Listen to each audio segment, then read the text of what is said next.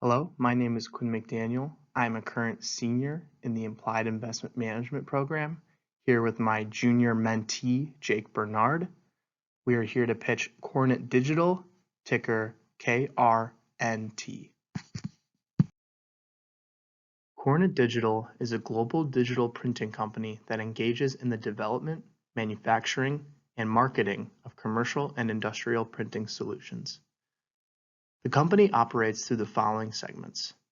First being systems, which accounts for 45% of fiscal year 20 revenue, ink and consumables, which accounts for 40% of revenue, services, which accounts for 9% of revenue, and service contracts and software subscriptions, that accounts for 5% of fiscal year 20 revenue. Founded in 2002, Kornit Digital is currently headquartered in Rosh Hain, Israel. Moving on to my recommendation. Kornit Digital has grown into a worldwide market leader in sustainable, on-demand, digital fashion and textile production technologies. Some of their offerings include high-speed industrial inkjet printers and pigmented ink and chemical products for the garment and apparel, home goods, and textile accessories decorating industries. Kornit surpassed third quarter consensus expectations with a record quarterly revenue of $94.6 million, which represented a year-over-year increase of 59%. Also, gross margins exceeded 52% versus a 49.6% estimate, and operating margins of 17.4% surpassed the forecast by over 500 basis points. Recently, Kornit has developed an important relationship with Boohoo, one of the largest e-commerce fashion retailers in the United Kingdom. Along with an impressive portfolio of more than a dozen leading fashion brands, Boohoo is incorporating Kornit's technology vertically into the supply chain and are utilizing Kornit's global fulfillment network. Overall, with a tremendous quarter and high hopes for the future, it is recommended that Kornit be added to the International AIM Equity Fund with a price target of $187.83, which represents an upside of 28.9%.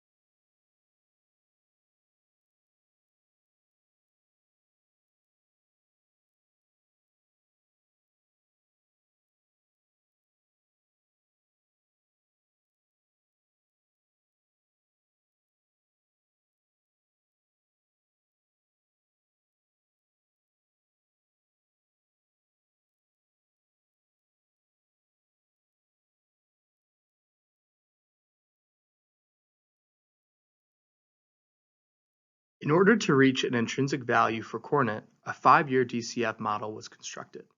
Using a terminal growth rate of 1.5% and a WACC of 9.26%, an intrinsic value of $197.89 was reached. A sensitivity analysis of plus minus 50 basis points on the terminal growth rate and WACC resulted in a range of $182.66 to about $217.81. Secondly, a price to book value multiple valuation was calculated using a 17.06 times weighted average, resulting in a price target of $184.18. Additionally, a PEG ratio multiple valuation was conducted using a weighted average of about 4.62 times, generating a price target of $124.70. By weighing the models 70, 20, 10, a price target of $187.83 was reached, which results in an upside of about 28.9%. Kornit currently does not pay a dividend. On to several risks that Kornit may face. Starting off with a concentrated customer base. During fiscal year 20, the company's 10 largest customers accounted for 55% of its revenues. The loss of one of its top customers would adversely affect revenues as well as the potential for increased competition in the future. Secondly, alternative products is a risk for Kornit. Kornit Digital's top-line benefits come from recurring sales of ink and spare parts for its existing systems. Third parties could cut into revenues with less expensive alternatives. Such instances could affect overall profitability. And lastly, a fragmented industry risk for Kornit. There are many small companies in the United States and also across the globe that contribute to the apparel and textile industries, which are often established by existing or prospective customers. On to the management behind Kornit Digital. In the middle, you'll see Ronan Samuel, who has served as the CEO since August of 2018 and as director since August 2019. Prior to joining Kornit, he was the vice president and general manager of Hewlett-Packard and spent 7 years in the Israeli Air Force, where he rose to the rank of major. To the left, you'll see accompanying Ronan is Alon Rosner, who has served as the CFO since December of 2020.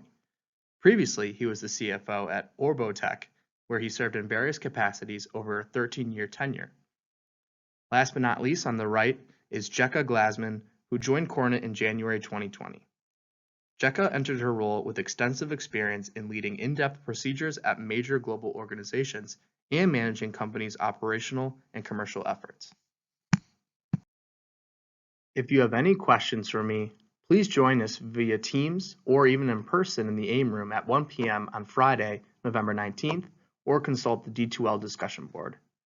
Thank you for your time.